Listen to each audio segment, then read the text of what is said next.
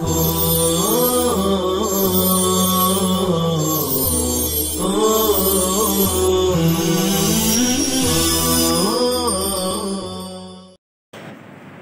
و نصلی علی رسولہ الکریم اما بعد باب قول الرجل لأطوفن اللیلۃ علی نسائہ۔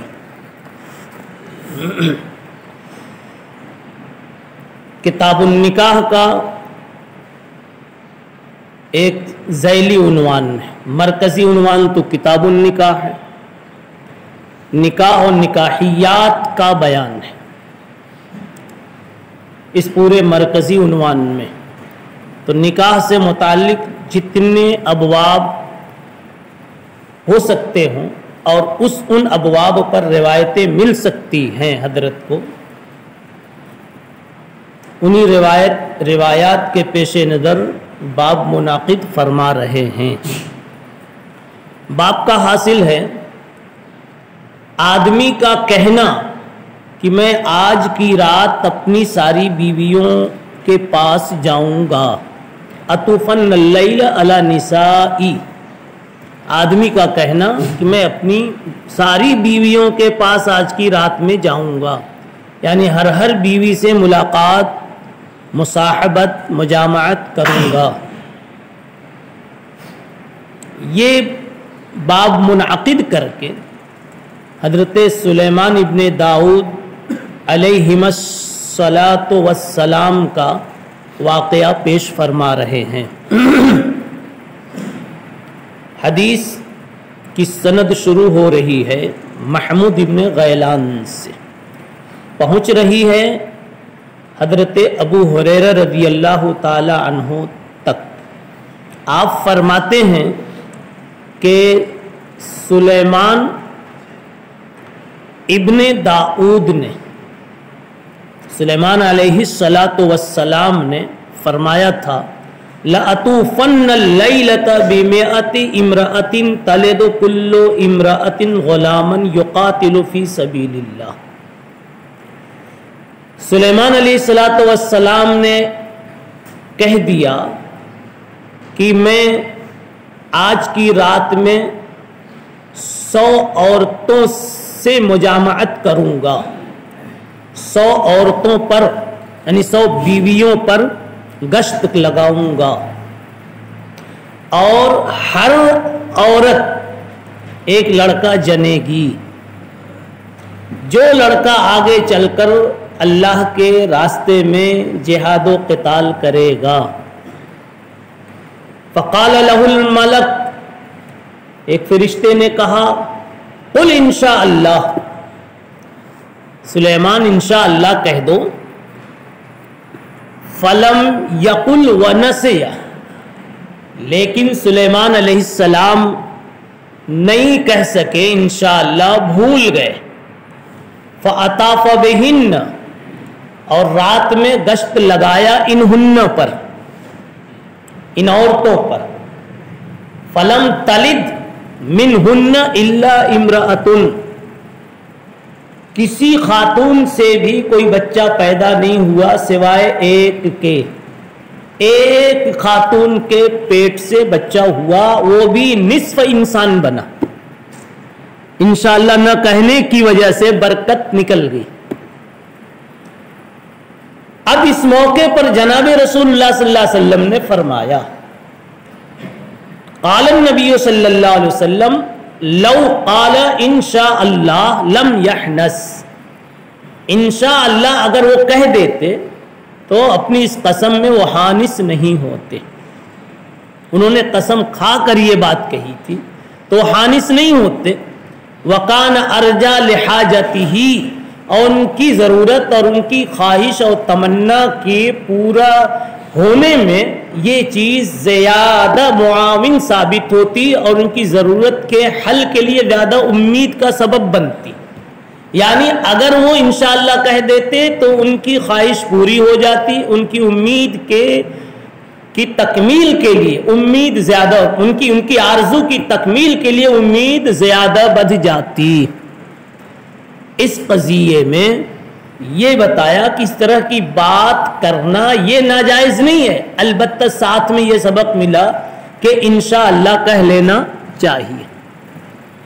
بلکہ ایک بات یاد رکھیں، مجامعت کا جب بھی خیال پیدا ہو صاحب ازدواج کو، جن کے رشتے ہو چکے، اور یہ کہنے کی ضرورت نہیں، خیال تو انہی کو ہی ہوگا اور انہی کو ہونا چاہیے، صاحب ازدواج کو، اصحاب نکاح کو جب جب خیال ہو صحبت کا، مجامعت کا، مواقعت کا، مباشرت کا، تو اس وقت طلب ولد کی نیت شامل ہونی چاہیے۔ جیسا کہ سلیمان علیہ السلام کے قضیے میں ہے کہ انہوں نے 100 بیویوں سے ملاقات کی بات جو کہی وہ طلب ولد کے جذبے سے، طلب اولاد کے جذبے سے، اسی لیے امام بخاری رحمۃ اللہ علیہ نے آگے چل کر باب طلب الولد کا بھی ایک عنوان قائم فرمایا ہے۔ یعنی لذت کا حصول یہ مقصد نہ ہو، لذت تو خود بخود حاصل ہو جائے گی، بعض چیزیں ضمنی ہوتی خود بخود حاصل ہو جاتی ہیں، ان کی نیت اور اس کے قصد کی کوئی ضرورت نہیں ہوتی، اسے قیمت چکانے کی ضرورت نہیں ہوتی، اس لیے مقصد اعلیٰ کی نیت کرنی چاہیے۔ اس لیے جب جب بھی آپ اس عمل کے قریب جاویں تو پہلے سکتہ کر لیں، پہلے کیا کریں؟ من مرقدنا ھذا، سکتہ کر لیں، یعنی تھوڑا سا رک جائیں اور تحریمہ صحیح باندھیں، یعنی نیت صحیح کریں کہ میں یہ عمل کیوں کرنے جا رہا ہوں۔ پتہ چلا کہ پہلی نیت یہ ہے طلب ولد کی۔ اب اس موقع پر میں واضح کرتا ہوں، دیکھو تم میں سے سب کا اگلے سال شاید نکاح ہونے ہی والا، چاہے اگلا اقرب یا اگلا قریب یا اگلا بعید یا اگلا ابعد، مستقبل قریب میں آپ فارغ ہو رہے ہیں تو آپ نکاح میں 3 نیتیں کریں گے۔ کتنی نیتیں؟ 3 نیتیں۔ نمبر 1 اتباع سنت، یعنی اس جذبے سے کہ میرے نبی صلی اللہ علیہ وسلم کی سنتوں میں ایک سنت ہے اور میں نبی کا غلام ہوں، نبی کا عاشق ہوں، تو مجھے بھی نبی والا کام کرنا ہے، ہر غرض سے بے غرض ہو کر، ابھی یعنی اس جذبے کے ساتھ، اس نیت کے ساتھ میں گویا کسی اور نیت کا ابھی شمول نہیں ہے، بس میرے نبی نے کیا ہے مجھے کرنا ہے، یہ عشق نبی کی بات ہے، اس کا نام ہے اتباع سنت۔ نمبر 2 تحسین عزت و عفت، یعنی حفاظت عفت، اپنے دامن کو داغدار ہونے سے بچانے کی نیت، میرے اوپر بد نظری کا، بد اقدامی کا، سمجھا، کوئی داغ نہ آنے پاوے، میرے خاندان کی شرافت متاثر اور مجروح نہ ہونے پاوے، میری زندگی مجروح نہ ہونے پاوے، یہ دوسری نیت۔ تیسری نیت تکثیر امت، تکثیر امت، میں اس لیے شادی کروں گا کہ امت میں اضافہ ہو، اس لیے جب تم کہو میں نے قبول کیا، مسجد میں بیٹھ کر قاضی کے سامنے جب کہو میں نے قبول کیا تو اسی وقت نیت کرو قبول کیا اس لیے تاکہ مسجد کے اماموں میں اضافہ ہو جاوے، منبر کے خطیبوں میں اضافہ ہو جاوے، دار الحدیث کی زینتوں میں، رونقوں میں اضافہ ہو جاوے، قرآن مجید کی تفسیر کرنے والوں میں اضافہ ہو جائے، اللہ کے تقاضوں پر مستانہ وار قربانی دینے والوں میں اضافہ ہو جائے۔ یہ کتنی اعلیٰ نیت، کتنی خوبصورت نیت۔ اور یاد رکھو اللہ تعالیٰ شکور ہے، شکور فعول کے وزن پر، قدر کرنے والا اور سب سے زیادہ قدر کرنے والا اور ہمیشہ قدر کرنے والا۔ جب یہ نیت عظیمہ آپ کے پاس میں ہوگی تو انشاءاللہ آپ کی نسلوں میں کوئی منبر کا خطیب بھی بنے گا، محراب کا امام بھی نظر آئے گا، کسی دارالحدیث کا شیخ الحدیث بھی نظر آئے گا، کسی دارالافتاء کا مفتی بھی بیٹھا ہوا آپ کا بیٹا نظر آئے گا، اور امت کی اور ملت کی حفاظت کے لیے دوڑتا ہوا کوئی شیخ الہند کی صورت میں مرد خدا بھی نظر آئے گا۔ اس لیے ہمیں یہ سمجھ میں آیا سلیمان علیہ السلام کے واقعے سے کہ ہمیں نیت بلند رکھنی چاہیے۔ ہاں انشاءاللہ انہوں نے نہیں کہا تھا، اس کا بھی سبق مل گیا، کوئی ایک الگ سی بات ہے، اور نہیں کہا تھا خود حدیث میں آ گیا، بھول گئے تھے، اور اچانک ہوتا ہے ایک بات کا تذکرہ، آپ کہیں گے فرشتہ کہہ رہا، پھر کیسے بھول گئے؟ باتوں باتوں میں بھول گئے۔ ابھی انسان ایک قول کے مطابق بنا ہی ہے نسیان سے، وہ دوسرا قول ہے، مگر یہ کہ ہے ایک قول کہ انسان بنا ہے نسیان سے۔ اور میرے بھائیوں کمال اسی میں ہے کہ ہم میں نسیان کی صفت ہے، پھر بھی 24 گھنٹے ہم اللہ کے احکام کو یاد رکھتے ہیں، اکا دکا کوئی بھول جاتے، نہیں سمجھا؟ یعنی ہواؤں کے رخ کے مقابل چل کے دکھانا سب کے بس کی بات نہیں۔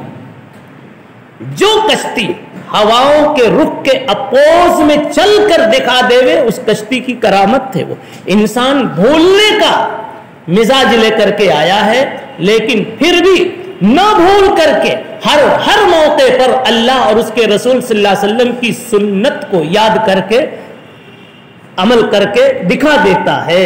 یہ انسان کا کمال ہے، انسان کی کرامت ہے، انسان کا اعزاز ہے۔ یہ دوسرا باب لا یترک اہلہ لیلا اذا اطال الغیبۃ مخافۃ ان یخونہم او یلتمس اثراتہم۔ اس میں ایک ادب سکھا رہے ہیں کہ اگر آپ بیوی والے ہیں، صاحب ازدواج ہیں، رشتہ ازدواج میں منسلک ہو چکے ہیں، تو آپ جب گھر پہنچے تو رات میں نہ پہنچ جاویں، رات میں نہ پہنچ جاویں، اس لیے کہ اصل میں یہ بتانا ہے کہ اچانک بے بتائے نہ پہنچ جاویں۔ رات کی قید کوئی اعتراضی نہیں ہے، اصل جو اس کی روح ہے وہ یہ کہ دن میں تو آدمی، مرد ہو یا عورت، دن میں تو لوگ ذرا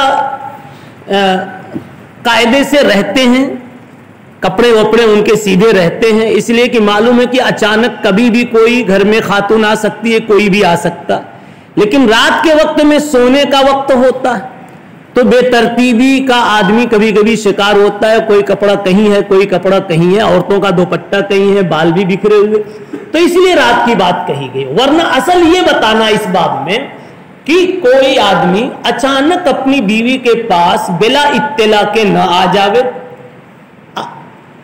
آج کے دور میں چونکہ موبائل ہے تو موبائل سے اطلاع کر کے آوے، پہلے زمانے میں موبائل نہیں تھا، اس لیے کہا گیا گھر میں رات میں نہ پہنچے، ورنہ بے ترتیبی کی حالت میں اپنی بیوی کو پائے گا تو بیوی سے بجائے رغبت اور الفت بڑھنے کے نفرت کی سی کیفیت ہو جائے گی، کراہیت کی سی کیفیت ہو جائے گی، حالانکہ بیوی وہی ہے جس کے لیے وہ بے قرار تھا اور سفر کر کے آیا ہے، مگر یہ کہ اس کو ایسی حالت میں دیکھا کہ اس کی طبیعت میں جو نشاط تھا وہ نفرت میں تبدیل ہو گیا، رغبت نفرت میں تبدیل ہو گئی، اس لیے اطلاع کر کے جانا چاہیے تاکہ وہ آپ کے استقبال کامل کے لیے تیار رہے، استقبال تام کر سکے آپ کا۔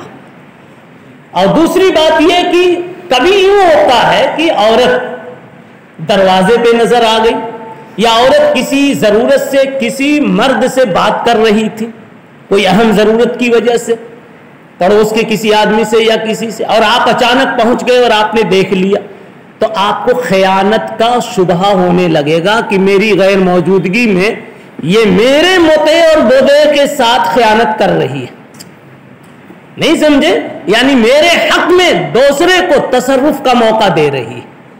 عورت کا سارا حسن اس کے مرد کے لیے بنا ہے.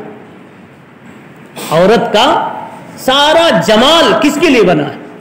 اس کے مرد کے لیے. آپ کی بیوی کا جو بھی حسن ہے مولانا، از سر تا پا، زفرق تا بقدم، جتنا بھی حسن ہے وہ سب کا سب آپ کے لیے بنا ہوا ہے. زلفیں اگر حسین ہے تو آپ کے لیے ہے، نہیں سمجھے؟ اور پاؤں کے ناخن اگر پیارے لگ رہے ہیں تو آپ کے لیے، سب آپ کے لیے ہے وہ. اب جب سب کچھ آپ کے لیے ہے تو اگر وہ دروازے پہ دیکھے کہ میری چیز یعنی میری بیوی کسی اور سے بات کر رہے تو اس کو کچھ بھی خیالات لمبے چوڑے آ سکتے ہیں کہ آج میں اچانک آیا اور دروازے پہ نظر آئی تو جب میں نہیں رہتا تو پتہ نہیں کہ یہ کتنی باتیں کرتی ہوگی اور کیا کیا کرتی ہوگی. اسی کو سمجھانے کے لیے امام بخاری علیہ الرحمہ نے یہ باب منعقد فرمایا. اب سنیے باب تو سمجھ میں آئے. باب لا یترک ترک طرقاً، رات میں آنا نہ آوے، رات میں اپنے اہل کے پاس. اہل سے مراد بیوی بھی لے سکتے، پورے گھر والوں کو بھی لے سکتے. اطلاع کر کے آوے. اب پھر بالکل معقول بات ہے، اطلاع تو کرنی ہی چاہیے. لیلن اذا اطال الغیبت، جبکہ وہ لمبی غیبت کے بعد آ رہا ہے. لمبی غیر حاضری یعنی دور سے آ رہا ہے. اس کا مطلب ہے کہ اگر قریب سے آ رہا ہے تو اگر اطلاع نہ کرے تو کوئی حرج نہیں. اصل میں یہ لمبی اور قریب کی غیبت کا کوئی خاص نفع نہیں ہے. یہ اتفاقی باتیں کہ دور سے جب آدمی آتا ہے تو اس قسم کے زیادہ احتمالات شروع ہو جاتے. اور قریب میں اگر گیا تھا اور آیا تو ابھی تو گھر تھا ہی، کل تھا، آج تھا، ایک دن کے لیے گیا تھا، تو اس کو زیادہ خیالات نہیں بنیں گے. جی لیکن ہر حال میں بہتر یہ ہے کہ شوہر کو چاہیے کہ آنے سے پہلے اطلاع کر دے تاکہ کسی غلط فہمی بدگمانی کا دروازہ کھلنے نہ پائے. مخافت ان یخونہم او یلتمس عثراتہم، تاکہ اس کو یہ خیانت کا اس ڈر سے کہ کہیں ان کی طرف وہ خیانت کی نسبت نہ کرنے لگے یا ان کی لغزشوں کی تحقیقات میں نہ لگ جائے. کبھی بھول بھی ہوتی ہے، آدمی بے خیالی میں کھڑکی پر جیسے عورت کھڑی ہے کہ نہیں، تو اس طرح سے وہ پھر چکر میں پڑے، تحقیقات میں پڑے کہ کھڑکی پہ کھڑے رہنے کا کیا مطلب. اس کے لیے حضرت نے یہ باب منعقد کر کے متنبع کیا ایک حدیث کے ذریعے سے. جابر ابن عبداللہ رضی اللہ عنہ فرماتے ہیں قال كان النبي صلی اللہ علیہ وسلم یکرہ ان یأتی الرجل اہلہ طرقا. وہی بات ہے. دوسری حدیث ہے، اس میں بھی جابر رضی اللہ عنہ راوی ہیں کہ رسول اللہ صلی اللہ علیہ وسلم نے فرمایا اذا اطال احدکم الغیبہ فلا یترک اہلہ لیلا. تو جب جائیں آپ پہلے اطلاع کر کے جاویں. جی اگلا باب، باب طلب الولد. میں نے ابھی کہا کہ امام بخاری رحمہ اللہ نے ایک باب منعقد فرمایا طلب ولد کا.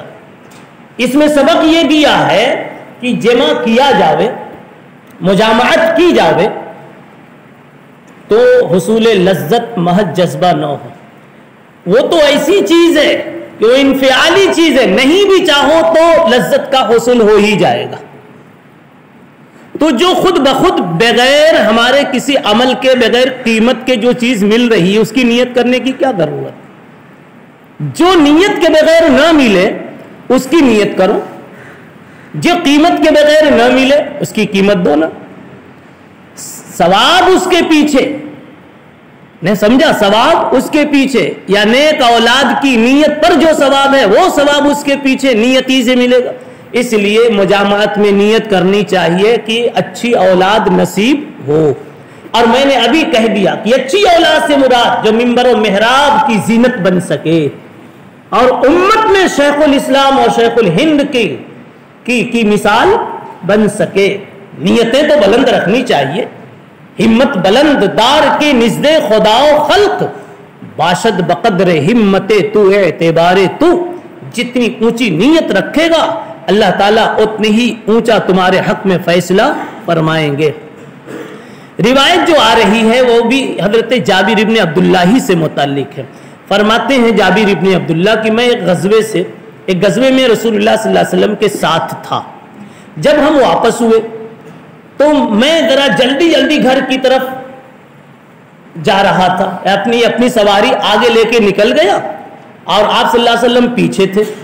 اب میں اپنی سواری کو جلدی جلدی مار رہا ہوں، ہانک رہا ہوں کہ گھر پہنچے جلدی. میرے نبی پیچھے سے آئے، انہوں نے دیکھا کہ جابر بڑی جلدی کر رہا ہے لیکن اس کا اونٹ جو ہے سست رفتار ہے، بعیر قطوف، سست رفتار ہے، دھیرے دھیرے چل رہا ہے. تو آ کر کے اللہ کے نبی پیچھے سے مل گئے، سمجھا. میں نے بھی دیکھا تو اللہ کے نبی آ گئے. اللہ کے نبی نے کہا ما یعجلک، اتنی جلدی کیوں ہے جابر؟ تو میں نے کہہ دیا انی حدیث و عہد بعرسن، میری ابھی نئی نئی شادی ہوئی ہے تو میں سوچتا ہوں کہ آج کا وقت جو ہے خراب نہ ہونے پاوے. نہیں سمجھا؟ میں چاہتا ہوں کہ جلدی پہنچ جاؤں. انی حدیث و عہد بعرسن. قال فبکرا تزوجت ام سیبا، پوچھا کہ تو نے شادی جو کی ہے باکرہ سے کی ہے کہ سیبہ سے کی ہے؟ پتہ چلا ایسا سوال استاذ تلمیذوں سے کر سکتا ہے. سیبہ سے کی ہے کہ باکرہ سے کی ہے؟ انہوں نے کہا بل سیبن، میں نے تو سیبہ سے کر لیا. پوچھا کیوں سیبہ سے کیا؟ فہلا جاریتن، کیوں نہیں کسی باکرہ سے کیا، کسی کم عمر لڑکی سے کیا جو تلاعبھا و تلاعبک، تو بھی کھیل کرتا وہ بھی کھیل کرتی، کچھ تو مزے آتے، تو بھی تو مستی آتی. نہیں سمجھے؟ زندگی میں خوشگواری آتی. جی قال فلما قدمنا ذهبنا لندخل، اب آگے کہہ رہے ہیں پھر ہم آ گئے مدینہ اور اب گھر میں ہم جا رہے تھے تو آپ نے فرمایا امہلوا حتی تدخلوا لیلا، اے عشاء ابھی رک جاؤ اور اطلاع کر دو تاکہ ان کو خبر ہو جائے تو بکھرے بال والی کنگھی کر لے، بکھرے بالوں والی کنگھی کر لے، اور مغیبہ موے زیر ناف صاف کر لے. موے زیر ناف نہیں ترجمہ سمجھ میں آ رہا، صاف کر لے تاکہ وہاں کی ضیافت بھی صحیح ہو سکے. جی وتستعد المغیبہ. قال وحدثني الثقة انه قال في هذا الحديث الکیس یا جابر یعنی الولد. اس موقع پر ایک ثقہ نے یہ بھی بیان کیا کہ اس موقع پر رسول اللہ صلی اللہ علیہ وسلم نے جابر سے یہ بھی کہا اے جابر الکیس الکیس، دیکھو تم بڑی تیزی سے بالکل جلدی جلدی جا رہے ہو، لگتا ہے تم پر ایک جوش سوار ہے، تو دیکھو جاتے ہی پڑھ مت جانا بلکہ جا کر کے پہلے نیت کرنا طلب ولد کی. اپنے جوش کی نیت مت کرنا. کس کی نیت کرنا؟ الکیس الکیس یا جابر، اے جابر ہوش ہوش، یعنی ہوش سے کام لینا، جوش کی بنیاد پر جا کر پڑھ مت جانا، یعنی کہ الولد کی نیت کرنا. دوسری روایت بھی اسی مفہوم کی ہے. جی تابعہ عبید اللہ عن وہب عن جابر عن نبی صلی اللہ علیہ وسلم فی الکیس. سبحان اللہ وبحمدہ